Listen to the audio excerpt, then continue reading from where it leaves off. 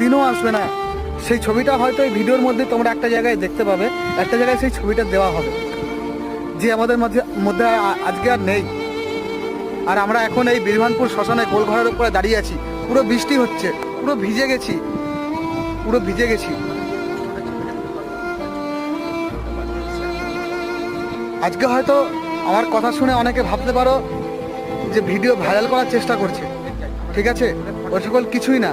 আজকে আমি আমার মন থেকে ভিডিও করছি, আমার বন্ধুর ফোন এটা, আমি আমার মন থেকে ভিডিও করছি, যে এত কষ্ট মনের মধ্যে চেপে রাখা যায় না, তাই তোমাদেরকে একটু শেয়ার করলাম, তোমাদেরকে একটু সতর্ক করলাম। হে যুব সমাজ, সাবধান হও। এ হচ্ছে আমার বন্ধু অরবিন্দ ভাই, ঠিক আছে, আর সোনাই ভাই। আমরা এই তিনজনই এখানে এসেছিলাম। এই মুহূর্তে আমি তোমাদের সঙ্গে একটু কথা বললাম। আর এইখানটাতে কেউ নেই এই মুহূর্তে, এখানে কেউই নেই, আমরা এই তিনজনই আছি এখানে কন্টিনিউ।